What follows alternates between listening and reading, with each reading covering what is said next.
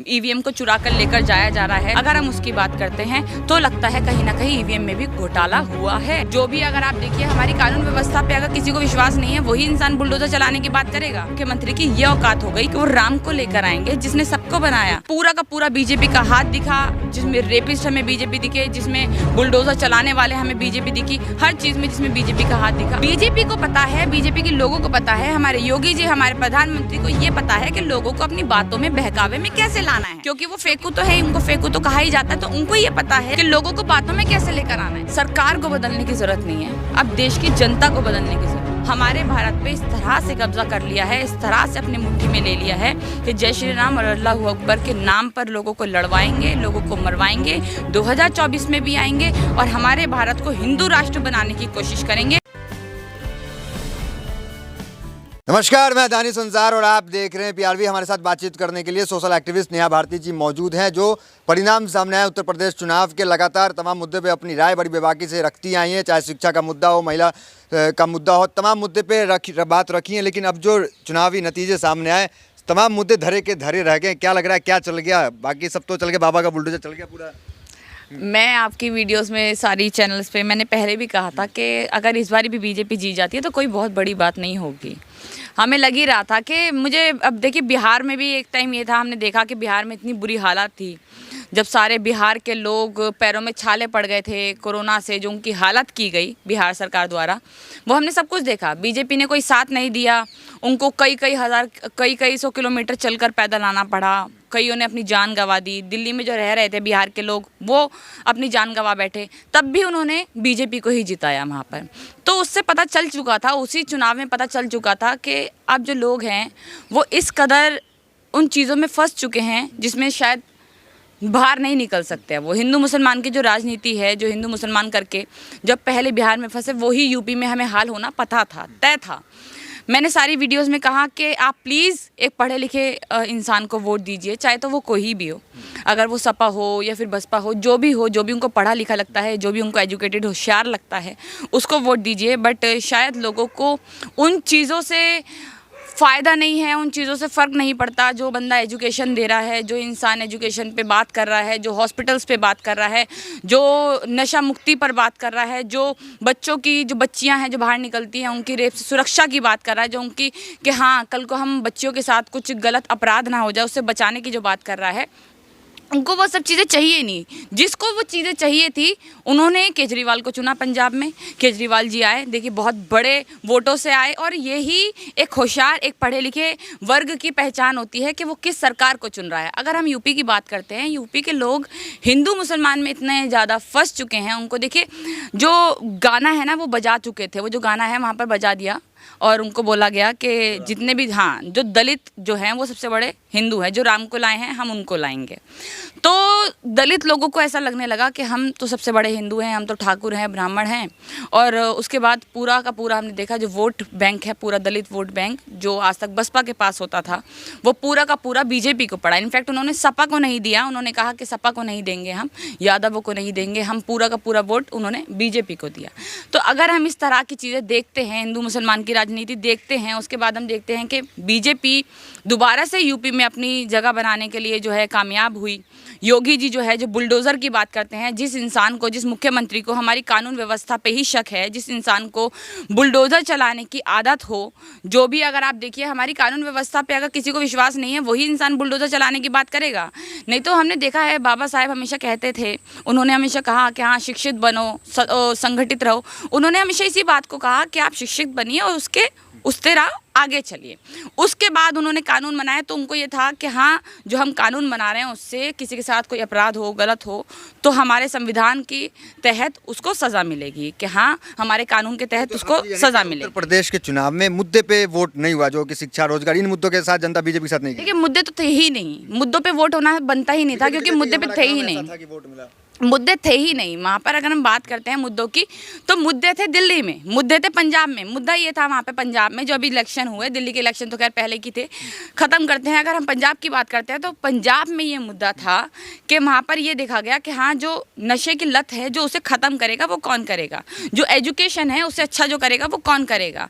उसके बाद हमने देखा कि लोगों ने बीजेपी पे भरोसा जताया है ना, तो फिर क्या तो दिक्कत? मैं वही बता रही हूँ कि उन्होंने वहाँ पर ये देखा। पर यहाँ पर क्या देखा गया, हमने यूपी इलेक्शंस में सिर्फ एक ही चीज़ देखी है शुरू से लेकर आज तक, और वो चीज़ है हिंदू मुसलमान।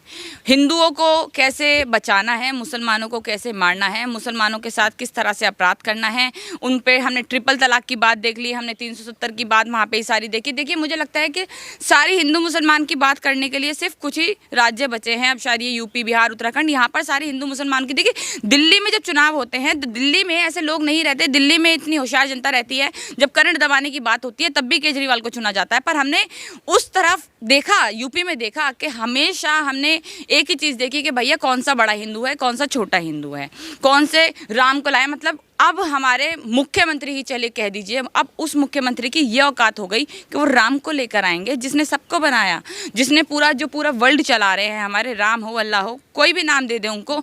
मतलब अब हमारे योगी जी आएंगे और हमारे राम को लेकर आएंगे। क्यों? क्योंकि उन्होंने एक मंदिर बना दिया जिसका वो अपनी राजनीति के लिए यूज़ कर रहे हैं, सिर्फ राजनीति को, उसको राजनीति के लिए चमका रहे हैं राम मंदिर को। देखिए, उनमें से एक भी इंसान जो कि राम राम कहकर वोट डाल रहा है, जो जय श्री राम करके लोगों की मॉब लिंचिंग कर रहा है, जो किसी की गलत पिक्चर्स, लड़कियों की गलत पिक्चर्स, क्योंकि वो मुसलमान हैं, वहाँ पर एक इस तरह की वेबसाइट बनती है, उनकी पिक्चर्स लीक होती है। अगर वो इंसान राम राम के नाम पर ये सब कर रहा है तो आप ये सोचिए कि वो इंसान की मेंटेलिटी, वो इंसान की सोच कितनी घटिया, कितनी वाहियात होगी। वो इंसान, मैं ये सोचूंगी कि वो इंसान अगर इतना ही राम राम कर रहा है तो राम मंदिर जो बनाया है, राम मंदिर में एक बार ही जाकर दिखाए। वही इंसान, मैं नाम नहीं लेना चाहूँगी आपके सामने, बहुत बड़ा वोट देकर बीजेपी को लाए हैं वो लोग, और शायद उनको अगर अपनी हाथरस में जो बेटी के साथ हुआ, अगर उनको अपनी बेटियों के साथ चिंता होती, जो हाथरस में देखा हमने, बहुत सारे ऐसे कांड देखे हमने जिसमें पूरा का पूरा बीजेपी का हाथ दिखा, जिसमें रेपिस्ट हमें बीजेपी दिखे, जिसमें बुलडोज़र चलाने वाले हमें बीजेपी दिखी, हर चीज़ में जिसमें बीजेपी का हाथ दिखा। पर फिर भी अगर वो लोग बीजेपी को चुनकर ला रहे हैं तो ये समझ लीजिए देश बहुत खतरनाक और बहुत खतरे में है, बहुत ही खतरनाक हाथों में है, जिससे आगे आने वाले 2024 के चुनाव पर बहुत बुरा असर पड़ने वाला है। 20 और हिंदुत्व मॉडल के साथ चलेगा, यही कहेंगे आप? वही हो गया, सही बात है, जो कहा था कि हाँ 80 बनाम 20 वही हो गया। अब वही देखने को मिला हमें, जो कि बहुत बुरा था, बहुत ही खराब था। पर मैं फिर भी ये कहूँगी, बीजेपी की इसमें कोई गलती नहीं है। देखिए, बीजेपी की कोई गलती है ही नहीं। बीजेपी को पता है, बीजेपी के लोगों को पता है, हमारे योगी जी, हमारे प्रधानमंत्री को ये पता है कि लोगों को अपनी बातों में, बहकावे में कैसे लाना है, क्योंकि वो फेंकू तो है, उनको फेंकू तो कहा ही जाता है, तो उनको ये पता है कि लोगों को बातों में कैसे लेकर आना है। राजनीति करने वाले लोग, देखिए, मैं ये सब बहुत बातें चल रही है और मैं खुद भी कहना चाहूँगी, शायद अब सरकार को बदलने की ज़रूरत नहीं है, अब देश की जनता को बदलने की ज़रूरत है। देश की जनता, हमारे भारत की जनता हिंदू मुसलमान में इतना डूब चुकी है कि उनको बाहर निकलना, वो ये है कि वो मछली होती है ना एक तरीके से, कि पानी में रखो जब तक वो तैर रही है, तो हिंदू मुसलमान का पानी बना रखा है उन्होंने वहाँ पे। जैसे ही बाहर निकालोगे वो उन लोगों को लगता है हम ख़त्म हो गए, हम मर चुके हैं, हमारी ज़िंदगी में अब कुछ है ही नहीं। तो अगर आप इस तरह की बातें हमारे भारत में अगर हो रही है, लगातार हिंदू चल रहा है, लगातार मुस्लिम चल रहा है, लगातार राम को लाने की बात हो रही है, लगातार अल्लाह को बिछाड़ने की बात हो रही है, लगातार काटने की बात हो रही है, लगातार बुलडोज़र चलाने की बात हो रही है, फिर भी आप इस सरकार को लेकर आते हैं, तो इसका मतलब ये है कि बीजेपी में खोट नहीं है। बीजेपी तो अपनी तरह से चल रही है। लोग जो हैं, जो बीजेपी को वोट दे रहे हैं, जो हिंदू मुसलमान की राजनीति को सोच कर जो ये चाहते हैं कि मुसलमानों के साथ बुरा हो जाए तो हमारा भला हो जाएगा, उन लोगों की सोच में खोट है। तो अगर योगी जी तो कहते हैं कि हम आई लव यू मुसलमान को कह रहे हैं कि हम प्यार करते हैं भाई, हाँ, वो हमें उनका बहुत बहुत अच्छे से प्यार दिखता है। हमें योगी जी का नहीं, हमें अमित शाह जी का, हमें हमारे मतलब प्रधान सेवक, जो जिसको परिधान सेवक, जिसको मतलब पूरे हम केंद्र की हम बात करें, जिसमें उनकी सरकार है, हमारे प्रधानमंत्री जी, अगर हम उनकी बात करें तो उनको भी मुसलमान में बहुत प्यार दिखता है। कोई किसी को मार रहा है, कोई बम फोड़ रहा है, कुछ भी, तो उसको वो पहचान जाते हैं कि हाँ भाई ये तो कपड़ों से पहचाना जा सकता है, कपड़ों देखो और कपड़ों से पहचान लो। हमने देखा कि करंट दबाकर मुसलमानों को मारने की बात कर रहे हैं।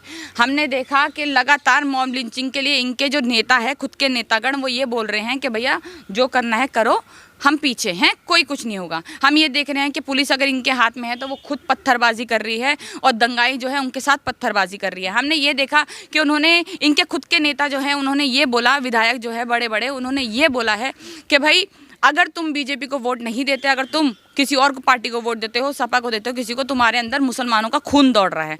अगर हम ये सारी चीज़ें देखते हैं, अगर हमारे योगी जी ऊपर से देखकर खुश हो रहे हैं, बुलडोज़र देखकर, वो लगातार लोगों को मरवाने की, काटने की बात कर रहे हैं और ये भी बात कर रहे हैं कि अगर किसी ने कुछ अपनी बात बोलने की कोशिश करी या ज़ुबान खोलने की कोशिश करी तो लगातार ये धमकियाँ दी जा रही हैं चुनावों में कि उसके बाद जब हमारे, मतलब क्योंकि इनको पता है कि हमारी सरकार तो आएगी, ईवीएम बहुत सारी पकड़ी गई, ऑडियो बहुत सारी पकड़ी गई, वो सारी चीज़ें जब देखी गई, हमने ईवीएम की देखी और लगातार हम देख ही रहे हैं, गोदी मीडिया पे भी चल रहा है ईवीएम का, तो हम सोशल मीडिया की बात नहीं करें, गोदी मीडिया पे भी चल रहा है। अगर ये सब चीज़ें उनको पहले से पता थी कि हाँ आएगी तो बीजेपी सरकार, आएगी तो योगी सरकार, और उनको धमकी दे रहे हैं, तो आप ये देख लीजिए मुसलमानों से उनको कितना प्यार है। ईवीएम पे भी सवाल आप उठा रहे, ईवीएम पे भी शक है आपको? देखिए ईवीएम जिस तरह, देखिए मुझे ईवीएम पे सच्ची बताऊंगी तो मैं एक पढ़ी लिखी लड़की हूँ और ये नहीं कहूँगी कि हाँ ईवीएम पे मुझे शक है या फिर लोग इतने होशियार हैं, उन्होंने तो पूरा का पूरा वोट सपा को ही दिया होगा और बीजेपी तो सिर्फ ईवीएम से आ गई, ऐसा नहीं है। अगर हमने ऑडियो की बात करते हैं, हम ऑडियो में बात करते हैं, या फिर हमने ऐसी बहुत सारी वीडियोस देखी जिसमें ईवीएम को चुरा कर लेकर जाया जा रहा है, चुपचाप से कैद कर कर उसको कार्स में रख कर लेकर जाया जा रहा है, अगर हम उसकी बात करते हैं तो लगता है कहीं ना कहीं ईवीएम में भी घोटाला हुआ है। तो दिल्ली के नारे पे आपको लोग बहुत टोकते हैं कि आपको आपत्ति क्यों है जय श्री राम के? अगर आप जय श्री राम के नारे लगते हैं यूपी में चाहे दिल्ली में, मुझे जय श्री राम के नारों से आपत्ति नहीं है। राम सबका है, राम मेरा है, राम आपका भी है, राम सबके हैं, राम हिंदुओं के हैं, राम मुसलमानों के हैं, पर राम उन लोगों के कभी नहीं हो सकते जो राम के नाम पर मारने की बात करते हैं। उन लोगों के नाम, मुंह से नाम लेने पर हमें आपत्ति है।